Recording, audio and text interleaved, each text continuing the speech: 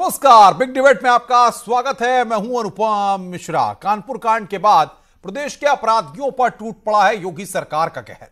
विकास दुबे के घर को गिराकर सरकार और पुलिस ने अपने इरादे साफ कर दिए हैं। अब माफियाओं की मनमानी नहीं चलेगी। एक एक कर बड़े अपराधियों पर नकेल कसने की तैयारी कर ली गई है और बिना वक्त गवाए एक्शन भी शुरू हो चुका है।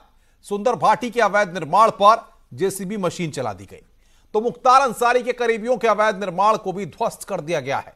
इतना ही नहीं, अतीक अहमद के भाई को गिरफ्तार कर लिया गया। यानी संदेश साफ है, सुधर जाओ वरना उत्तर प्रदेश में खैर नहीं।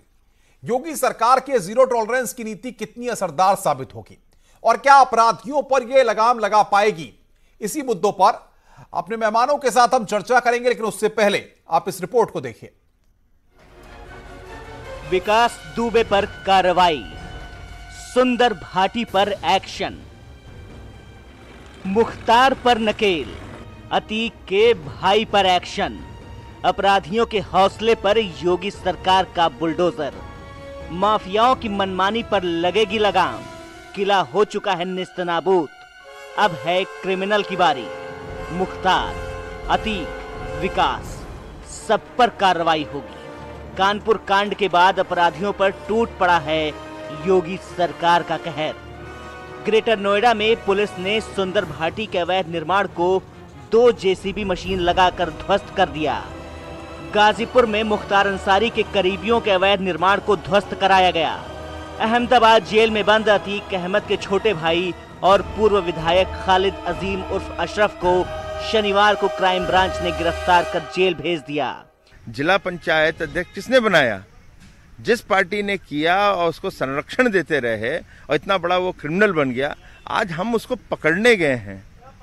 हम कानून की रक्षा करने गए हैं, हम उस पर प्रहार करने गए हैं जो लोग गलत चीज करते हैं। यानी अब योगी सरकार अपराधियों पर लगाम लगाने का मन बना चुकी है। अपराधियों पर कानून का शिकंजा कसता दिखाई दे रहा है। Bureau report, news 18। और इसी पर बातचीत करने के लिए हमारे साथ कुछ खास मेहमान जुड़ रहे हैं। अनिला सिंह प्रवक्ता है बीजेपी की, वो हमारे साथ जुड़ रही हैं। राजीव राय प्रवक्ता है समाजवादी पार्टी के, वो हमारे साथ जुड़ रहे हैं। और सूर्य कुमार शुक्ला भी हमारे साथ जुड़ेंगे, पूर्व डीजीपी। और अनुभव चाक राजनीतिक विश्लेषक हैं, वो भी हमारे साथ चर्चा करने के लिए जुड़ेंगे। अनिला सिंह, सवाल मेरा आपसे है, उत्तर प्रदेश में आपकी बहुमत की सरकार है। ऐसे बदमाश, ऐसे माफिया जिन्होंने की अपनी जड़ों को मजबूत कर लिया इस प्रदेश के अंदर, उन पर कार्रवाई करने में इतनी देर क्यों होती है? नहीं, देखिए ऐसा है अनुपम जी, देर नहीं होती है। उत्तर प्रदेश में जब योगी आदित्यनाथ जी की सरकार बनी, भारतीय जनता पार्टी की सरकार बनी, तो अपराधियों के फाख्ते उड़ गए थे। और यहाँ तक कि जो विरोधी दल हैं उन्होंने कहना शुरू कर दिया था कि योगी आदित्यनाथ जी का दूसरा नाम जो है एनकाउंटर मुख्यमंत्री होना चाहिए।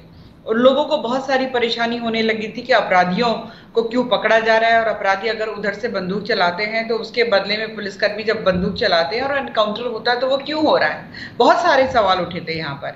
जब हम सत्ता में आए हैं उससे पहले जो क्षेत्रीय दल जो सत्ता में रहे थे, चाहे वो सपा रही हो चाहे बसपा रही हो, सपा के बड़े बड़े नेताओं के साथ भी इसके होर्डिंग पोस्टर लगे हुए थे और बसपा के नेताओं के साथ भी ये रहा है। तो उससे क्या सिद्ध होता है, चाहे वो विकास पांडे हो, विकास दुबे हो, विकास शुक्ला हो, जितने भी ये अपराधी किस्म के लोग थे, ये यहाँ पर रचे बसे थे। पुलिस का राजनीतिकरण हो चुका था। थाने मतलब आप कह रही हैं इन सबको पाला पोसा समाजवादी पार्टी ने और बाकी दलों ने। आप कार्रवाई कर रही हैं, आपकी सरकार एक्शन ले रही है। कहने दीजिए, मुझे एक बात और कहने दीजिए। बिल्कुल मैं ये कह रही हूँ, और ये जो पुलिस का दल था वो पकड़ने के लिए जा रहा था ना, उसके साथ पार्टी करने तो नहीं जा रहा था। पुलिस अपना काम कर रही थी, पर घर का बेदी लंगा ठाए। अब उनमें से किसने उसको भेद दे दिया, उसको सब कुछ पता चल गया और हमारे यहाँ पुलिस हमारे भाइयों की शहादत हो गई। तो यहाँ पर उंगली उठनी चाहिए ऐसे लोगों के ऊपर जिन्होंने रचाया बसाया। बिल्कुल, अनिला सिंह मैं आऊंगा आपके पास। राजीव राय हमारे पास जुड़े हुए हैं, समाजवादी पार्टी के प्रवक्ता है। राजीव राय साहब, आपने ऐसे लोगों को पाला पोसा जो अब सामने आ रहे हैं और योगी सरकार उन पर एक्शन ले रही है, उनके मकान ढहा रही है, उन्होंने अवैध कब्जे किए, उनको गिरा रही है। अनिला सिंह भी कह रही हैं अगर आपकी सरकार ने पाला पोसा नहीं होता तो यह दिन नहीं देखना पड़ता।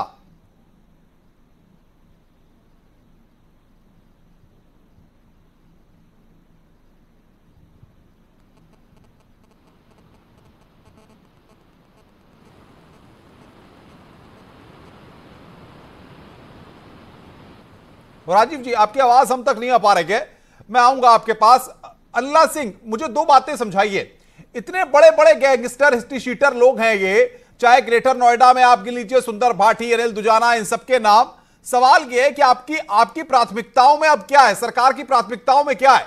क्या इनके मनोबल को तोड़ने की कोशिश है इन बदमाशों की, ताकि ये खुद सरेंडर करें, या पुलिस की गोली का निशाना बने?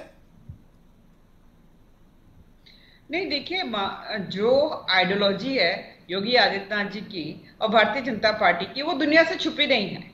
हाँ, सरेंडर की बात तो ये है कि हमने यहाँ तक की तस्वीरें देखी हैं कि जो जघन्य अपराध किए हुए अपराधी हैं, गले में प्लेकार्ड डाल के ये कह रहे हैं कि मैं सरेंडर के लिए तैयार हूं। यहाँ पर वो मानसिकता चल रही है। परंतु जैसा कि मैंने कहा ना कि माहौल इतना बिगाड़ा हुआ था उत्तर प्रदेश का, इतना बिगाड़ा हुआ था, यहाँ पर जितनी सरकारी संस्थाएं थी, पुलिस थी, प्रशासन था, सबका राजनीतिकरण। पता चलता था एक जाति विशेष, एक धर्म विशेष, खुली छूट मिली हुई है, बदमाशों को जो करना है करते रहो। ये कौन सा तरीका होता है? पर 23 करोड़ की आबादी वाले प्रदेश को संभालते संभालते समय लगता है। योगी आदित्यनाथ जी ने निरंतर अच्छे अधिकारियों के साथ, लेकिन सवाल यहाँ पर ये, अगर हम विकास दुबे वाले मामले की बात करें, तो अगर पुलिस के अधिकारी, पुलिस के लोग, किसी भी दल के नेता, चाहे बीजेपी के ही नेता क्यों ना हो, जो भी संलिप्त होंगे उन पर एक्शन होगा, कार्रवाई होगी, कोई दो राय नहीं है। हम नहीं छोड़ते।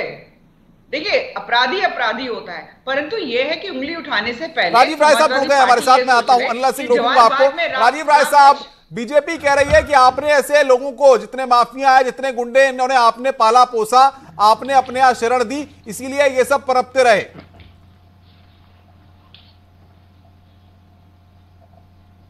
बीजेपी का मतलब है अनुराग, बेशर्म जनता पार्टी। उत्तर प्रदेश के इतिहास में या मैं पूरे दुनिया के इतिहास में पहली बार ऐसा हुआ कि दुनिया में छठे सबसे बड़े देश के बराबर आबादी वाले उत्तर प्रदेश में तमाम आपराधिक मुकदमों के आरोपी शीर्ष कुर्सी पर बैठे मुख्यमंत्री और उप मुख्यमंत्री बने। जब से ये बने हैं तब से हम इनके ये डायलॉग सुन रहे हैं, और कितनी बेशर्मी ने विकास दुबे को कैसे जोड़ दिया। अगर मैं कानून मंत्री, सबसे पहले नैतिक तरफ से इस्तीफा दे, कानून मंत्री से क्यों नहीं पूछताछ हो रहा है? जिस प्रदेश के कानून मंत्री के साथ विकास दुबे जैसे अपराधी के फोटो आते हैं और उसमें कानून मंत्री ने एक संवेदना तक व्यक्त नहीं की। अरे आपकी पार्टी के नेताओं के साथ भी पोस्टर आया है साहब, आपने तो अतीक अहमद को 1996 में टिकट दिया।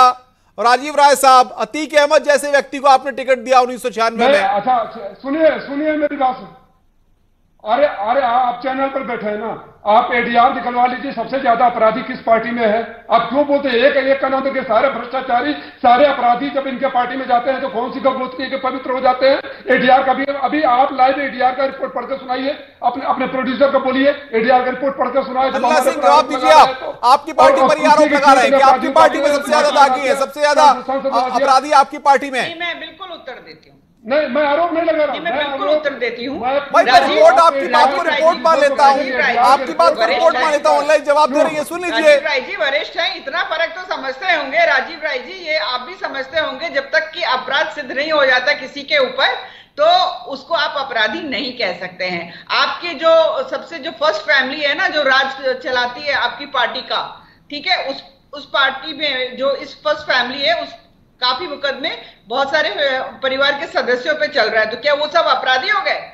हाँ, जब तक मुकदमा चल रहा है आप उसको अपराधी बता देंगे। आप भारतीय जनता पार्टी पे ऐसे उंगली नहीं उठा सकते।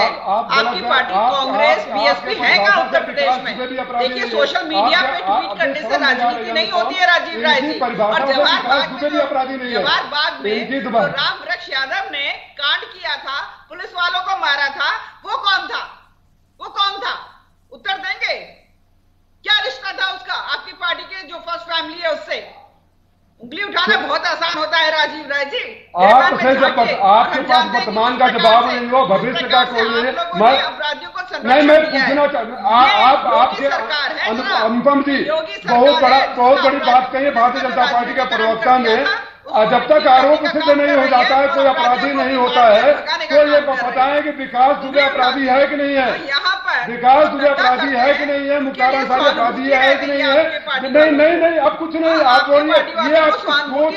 ये आपकी सोच ने प्रदेश को बड़ा गर्क कर दिया है। ये आपकी जोगी जी के ऊपर भी आरोप। रुकिए राजीव राय जी, रुकिए, अल्लाह से रुकिए, अल्लाह से राजीव राय रुकिए। अनुभव चक हमारे साथ है, राजनीतिक विश्लेषक है। अनुभव जी, इस उत्तर प्रदेश में मुख्तार अंसारी, अतीक अहमद, अनिल दुजाना, सुंदर भाटी, ये सब हम देख रहे हैं जिन पर अब योगी सरकार का बुलडोजर चल रहा है। ये ऐसे तो पनपे नहीं होंगे, ऐसे तो इतने बड़े नहीं हो गए कि उत्तर प्रदेश में इनका नाम इतने बड़े हिस्ट्री शीटर के तौर पर, इतने बड़े माफिया के तौर पर, इतने बड़े रंगदारी करने वालों के तौर पर लिया जाता हो। देखिए अनुपम जी, आपने बिल्कुल सही कहा। बगैर राजनीतिक संरक्षण के अपराधी कभी भी अपने खौफ को इस कदर नहीं बढ़ा सकता है कि वो ऐसी दुस्साहसिक वारदात करके पूरे प्रदेश में अपना नाम और अपना सिक्का चलाने में कामयाब हो जाए। जहां तक ये कानपुर की घटना की बात हो रही थी, तो कानपुर की घटना में जो विकास दुबे है, इसको भी लगभग सभी पार्टियों ने समय समय पर अपना संरक्षण देकर पालने पोसने का काम किया। और जिस संतोष शुक्ला की हत्या इसने सिवली थाने में करी थी, जिसको राज्य मंत्री का दर्जा प्राप्त था, उसके जो बहुत बड़ा केस था वो भी 2002 से 2006, मतलब जब सपा और बसपा की सरकार चल रही थी, उसी दौरान वो पूरे केस का ट्रायल हो जाता है। सारे गवाह, जिसमें पुलिस के भी गवाह शामिल थे, पुलिस के भी जवान शामिल थे, वो भी मुकर जाते हैं। बगैर सत्ता के दबाव के अनुपम जी मुमकिन नहीं है। तो मैं आपके चैनल पे जरूर कहना चाहूंगा कि समाजवादी पार्टी और बहुजन समाज पार्टी दोनों की सरकारों को मैं कटघरे में खड़ा करता हूं कि अगर इसी संतोष शुक्ला के केस में विकास दुबे का फेयर ट्रायल हो जाता, तो आज विकास दुबे और भी लोग हैं जिनको कहीं ना कहीं राजनीतिक दलों ने अपने यहाँ बैठा के रखा, अपने यहाँ सोफों पे बैठा के रखा। उनके भी नाम मैं गिना लूंगा अभी। सूर्य कुमार शुक्ला जी, खास तौर पे हमने आपको बुलाया। उत्तर प्रदेश पुलिस में आपने एक लंबे वक्त तक सेवा दी है। ये ग्रेटर नोएडा में भाटियों का जो साम्राज्य चलता है, अच्छी तरह आप भली भांति परिचित होंगे। इन पर शिकंजा कसने की जहमत कोई नहीं उठा पाया। यहां तक कि ये लोग विधानसभा का चुनाव भी लड़े, सुंदर भाटी, उनके परिवार की उनकी पत्नी भी चुनाव लड़ी। ये सब चीजें होती रही, राजनीतिक कनेक्शन और पुलिस के साथ मिली भगत के साथ चीजें होती रही, लेकिन किसी ने कोई एक्शन नहीं लिया। अब योगी सरकार बुलडोजर चला रही है, एक्शन ले रही है। कट गया जी। सूर्य जी, यहां देखो, फोन चेक करो। सूर्य जी, आपको लगता है आवाज नहीं मिल पा रही है, मैं आऊंगा आपके पास। राजीव राय साहब, जिस तरीके से अनुभव चाक कह रहे हैं, आपकी सरकार और बीएसपी की सरकार जब उत्तर प्रदेश में थी, अगर आप उस वक्त गंभीर होते, अगर इस तरह से आतंकवादियों से मुकदमे वापस नहीं लिए जाते और इस तरीके से ऐसे लोगों को, अतीक अहमद को टिकट देने की जरूरत क्या थी आपको? बताइए, आप क्या मजबूरी थी आपकी? अनुपम जी, मैं तर्कों के साथ बात करता हूं। मैं भी तर्कों के साथ बात कर रहा हूं। 1996 में आपने अतीक अहमद को समाजवादी पार्टी का टिकट दिया, क्यों दिया बताइए? आप, जनता सुनना चाहती है। ऐसे लोगों पर जिन पर मुकदमे दर्ज थे, जिन पर हत्या और तमाम रंगदारी के साथ साथ तमाम मुकदमे दर्ज थे, उनको आपने टिकट क्यों दिया? अब आप मुझे टाइम देंगे, मैं आपके सवाल का जवाब दे दूं जी। जी बोलिए राजीव राय साहब। अनिला सिंह जी ने अभी कहा कि जिस पर आरोप सिद्ध, अनिला सिंह जी ने अभी कहा जिसके ऊपर आरोप सिद्ध नहीं होते वो अपराधी नहीं होते।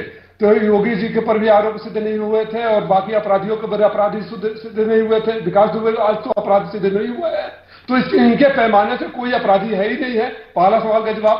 दूसरा, राजीव जी, विकास सजा याफ्ता अपराधी है। राजीव बोल रहा हूं कि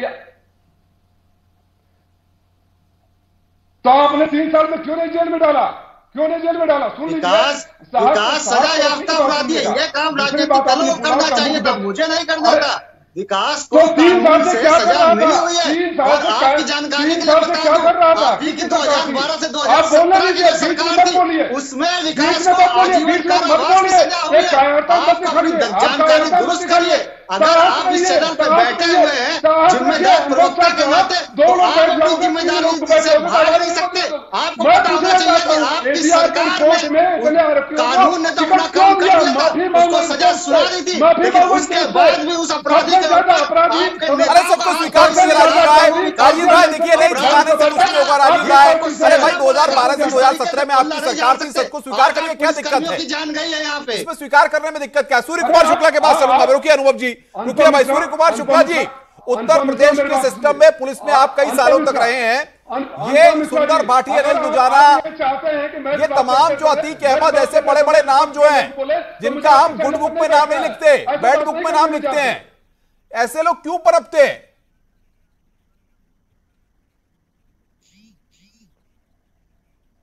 सूर्य जी से मेरी बातचीत नहीं हो पा रही है कुछ तकनीकी वजह से।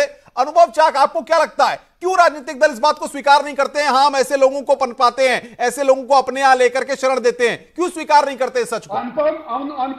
देखिए, सबसे बड़ा जो हमें इसका कारण दिखाई देता है कि चंद वोटों के लालच में राजनीतिक दल इतने स्वार्थी हो जाते हैं कि वो ये समझना नहीं चाहते कि जिनको आज आप पौधे के रूप में लगा रहे हैं, यही एक दिन बरगद का पेड़ बन जाएंगे, या आप यूं कह लें कि भस्मासुर बनकर एक दिन वो समाज के इन्हीं लोगों का नाश करने के सामने खड़े हो जाएंगे। सूर्य शुक्ला जी जुड़ गए। सूर्य जी, ऐसे लोग राजनीतिक दलों की पसंद क्यों हैं? सुंदर भाटी, अनिल दुजाना, अतीक अहमद, मुख्तार अंसारी, क्यों ये सब चाहते हैं? क्या कारण है, बताइए आप जरा।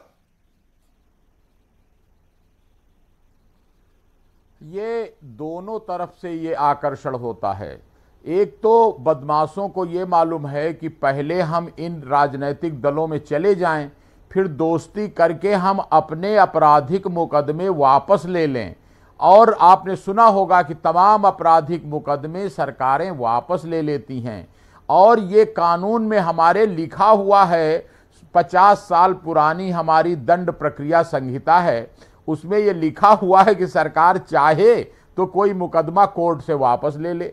अब ये आकर्षण जब हमने अपने कानून में लिखा हुआ है, जिसे लूप होल न कह लें कि पूरा कुआं बनाया हुआ है कि मुकदमों को खत्म करने का, तो अपराधी क्यों नहीं दौड़ेंगे? दूसरी तरफ देखिए कि राजनीतिक दल इसलिए दौड़ते हैं कि अगर विकास दुबे जैसे लोग अपने एरिया में दबदबे से सारे वोट दिला सकते हैं, तो वो क्यों ना दौड़े उनके पास? इसका दोबारा देश को एक टीएन शेषन जैसे चुनाव आयुक्त की जरूरत है, जो सुधार करे कि कोई भी अपराधी न तो वोट दे सकता है और न चुनाव लड़ सकता है, न सपोर्ट कर सकता है। इनको सबको चुनाव लिस्ट से बाहर करने की जरूरत है। अब हमको आपराधिक दंड प्रणाली को आमूल चूल बदलने की जरूरत है। बिल्कुल, सूर्य जी, जैसे योगी सरकार कार्रवाई कर रही है ऐसे माफियाओं पर, के रंगदारी करने वाले गुंडों पर, जो बड़े बड़े नाम हो गए हैं, इनके घरों को गिराया जा रहा है, इन पर एक्शन लिया जा रहा है, क्या इससे कुछ मनोबल गिरेगा ऐसे लोगों का? बिल्कुल आप सही कह रहे हैं। ये एक बहुत बड़ा काम हुआ है कि सरकार ने उच्च मनोबल का प्रदर्शन करते हुए एक कड़ा संदेश दिया। जब बड़े बड़े माफिया बदमाश पकड़ करके प्रदेश के बाहर की जेलों में भेजे गए और ये जो बिल्डिंग गिराई गई, इसका मनोबल ध्वस्त करने वाला काम ये हुआ है, इसकी तारीफ की जानी चाहिए। बल्कि इससे एक कदम और आगे मैं तो कहूंगा, सारे जितने माफिया इस तरह के हैं, इनकी संपत्तियां जब्त कर ली जानी चाहिए, ताकि उसी धन बल का दुरुपयोग करके ये वकीलों की भारी फौज खड़ी करते हैं जिला अदालत, हाई कोर्ट, और वहां से बार बार जमानत पा जाते हैं, बार बार बच जाते हैं, उसी पैसे को खर्च करके गवाहों को तोड़ लेते हैं। क्या पुलिस को राजनीतिक दलों को भी ये पैसे देते हैं? रंगदारी का पैसा, उगाही का पैसा, माफियागर्दी का जो पैसा आता है, ये पुलिस वालों को भी दिया जाता है? क्या नेताओं को भी दिया जाता है चुनाव लड़ने के लिए?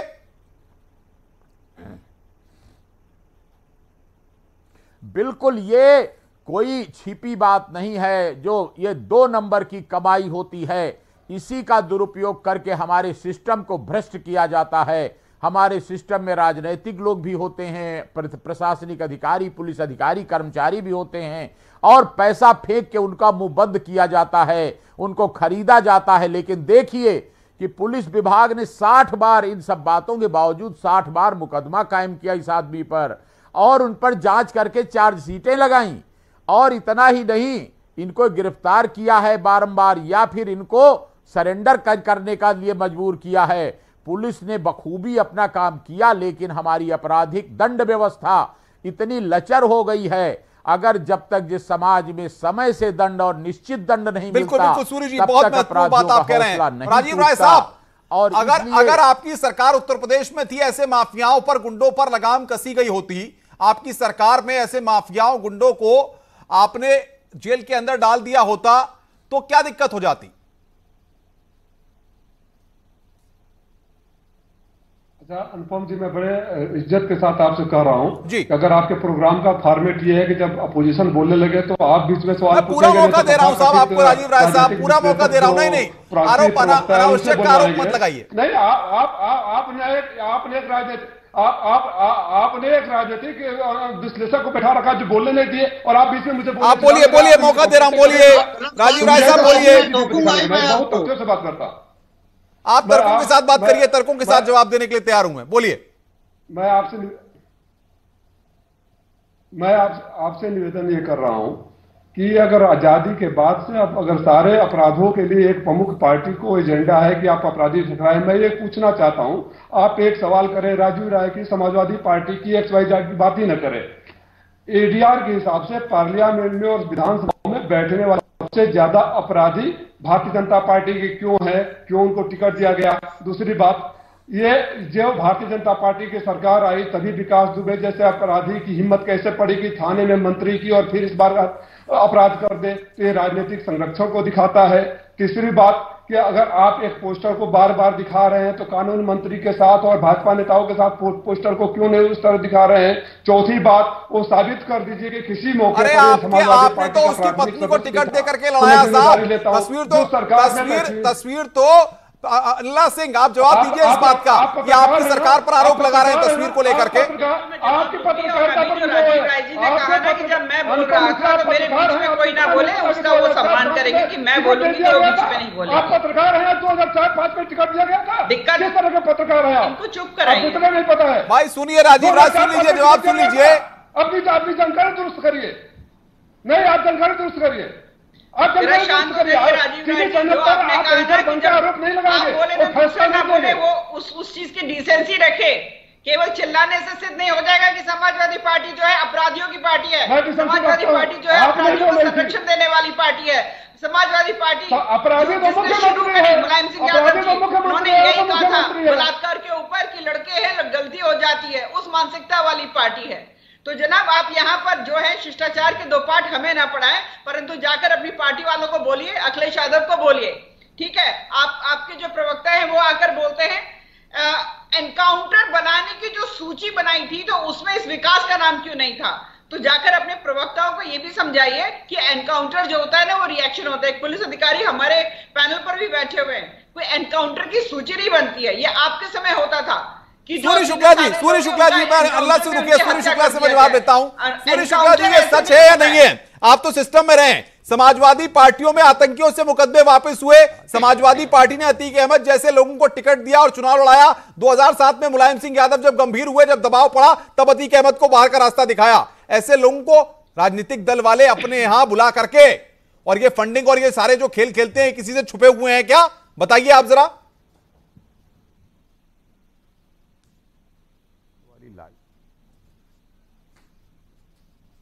अनुभव चाक, ये सवाल मेरा आपसे है, सूर्य जी तक आवाज नहीं जा पा रही है।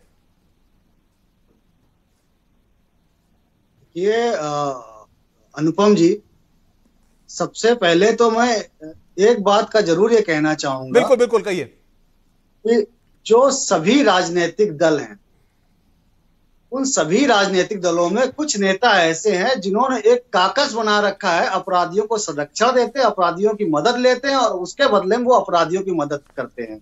ये जो घटना हुई है दर्दनाक है, लेकिन इससे सबक भी लेना चाहिए कि सिर्फ विकास दुबे का ही खात्मा करने की जरूरत नहीं है। ये जो काकस है, ये नेटवर्क है, इसको भी तोड़ने की जरूरत है। 17 साल की उम्र में अतीक अहमद पर मुकदमा दर्ज हो जाता है, विकास दुबे जैसे 20-25 साल से जो है अपराध की दुनिया से जुड़े हुए हैं।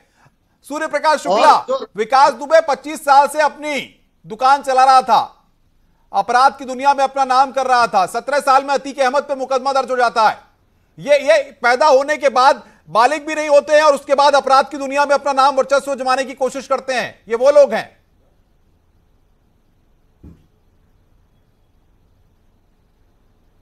बिल्कुल बिल्कुल यही विडंबना देखिए कि सारा प्रदेश, सारा समाज देख रहा है कि इस प्रकार के लोग हैं कि पुलिस से बात करता हूं, पुलिस अधिकारियों से पूछता हूं तो कहते हैं जैसे मेढक तौले जाते हैं। इस तरह हम बदमाशों को रोज पकड़ते हैं, उन्हें जेल भेजते हैं, उसके बाद वहां धन बल के बल पर और जन बल के बल पर, अपने संरक्षण के बल पर ये बदमाश फिर से खड़े खड़े जमानत करा लेते हैं। बहुत हुआ तो महीना भर 15 दिन कुछ हाई कोर्ट से जमानत करा के आ जाते हैं और जमानत करा के उनका एक सूत्री कार्यक्रम होता है कि सारे गवाहों को कैसे तोड़ दो, कैसे मिला लो, और फिर उसमें वो पैरवी क्या करते हैं कि जब तक हम दोष सिद्ध अपराधी न हो जाएं तब तक हम अपराधी नहीं माने जाने चाहिए। अरे तुम तो कभी दोष सिद्ध नहीं होगे क्योंकि तुम गवाही होने ही नहीं देते और गवाहों को लालच भी देकर और धमका के भी बड़े चालाक। सवाल किया सूर्य कुमार शुक्ला, आपके विभाग में, आपके सिस्टम में ऐसे गद्दार हैं जो कि इनके हाथों बिक जाते हैं। ये सच है, इसको स्वीकार करिए। और ऐसे गद्दारों की वजह से आज उत्तर प्रदेश पुलिस के उन तमाम जाबाजों को शर्मसार होना पड़ता है जो कि मेहनत से काम करते हैं, ईमानदारी से काम करते हैं। गद्दार खाली पुलिस में ही नहीं है, पुलिस तो मजबूरी में इनके शासन में है। इन्हीं नेताओं के संरक्षण में सरकार बन जाती है और उसके अंडर में पुलिस को काम करना पड़ता है। हेलो जी बोलिए। बंद हो गया। सूर्य जी मैं आऊंगा। अनला सिंह, सवाल यह है कि अब आपकी सरकार ऐसे लोगों पर कार्रवाई कर रही है, यह सिलसिला कब तक चलेगा और ऐसे लोग कब पुलिस की गोली का निशाना बनेंगे? जवाब दीजिए। ये कार्रवाई लगातार चलती चली आ रही है, लगातार चल रही है और चलती रहेगी। और 2022 में जब दोबारा सरकार आएगी तब भी ये चलती रहेगी, क्योंकि योगी आदित्यनाथ जी को अपने किसी परिवार के लिए धन इकट्ठा नहीं करना है। योगी आदित्यनाथ जी को ये नहीं सोचना है कि मेरा क्षेत्रीय दल है, मुझे अपना दल कैसे चलाना है। राजीव राय साहब, आपको तो सरकार की तारीफ करनी चाहिए। सरकार ऐसे लोगों पर गाज गिरा रही है, कार्रवाई कर रही है, उनके मकान गिरा रही है। जो लोग माफिया हैं, गुंडे हैं, जो हिस्ट्री शीटर हैं, आपको सरकार की तारीफ करनी चाहिए। और सबसे ज्यादा उससे पहले मैं आपकी तारीफ कर दूं, मुझे बहुत शौक नहीं है किसी पर चेहरा दिखाने के लिए। जब ये लोग नहीं थे तब से आ रहा हूं। उससे पहले आपकी तारीफ कर दूं कि बार बार कहने के बावजूद भी आपने एक बार सरकार से सवाल नहीं किया कि पार्लियामेंट में, विधानसभा में सबसे ज्यादा अपराधी आपके पार्टी से कैसे बैठे हुए। आपके मुंह से एक बार नहीं निकला। अनुपम मिश्रा जी, मैं आपकी तारीफ कर दूं। भाई साहब, मैं कह रहा हूं, मैं आपकी बात को कह रहा हूं। मैंने पूछा अनला सिंह से जवाब देने के लिए। बीजेपी की प्रवक्ता जवाब वो देंगी, मैं थोड़ी जवाब दूंगा। नहीं पूछा, मैं बीजेपी का स्पोक्स पर्सन नहीं हूं साहब। अनला सिंह बैठी है, जवाब देंगी। आप आरोप मत लगाइए। नहीं राजीव राय साहब, आप अगर सरकार एक्शन ले रही है तो आपको दिक्कत क्या है? अगर सरकार माफियाओं पर, गुंडों पर एक्शन ले रही है तो आप उनका सरकार से जवाब करेंगे। सवाल यहाँ पर क्या, आपको दिक्कत क्या है? मुझे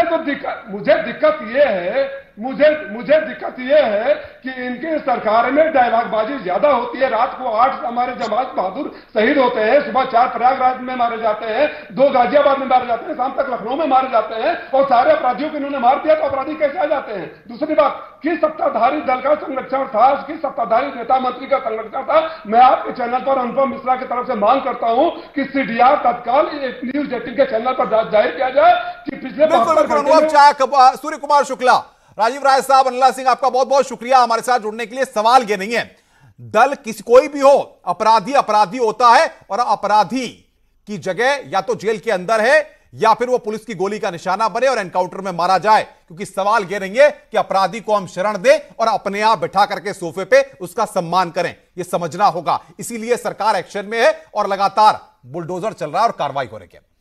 बड़ी बहस में बस इतना ही। आगे देखिए प्रीति के साथ।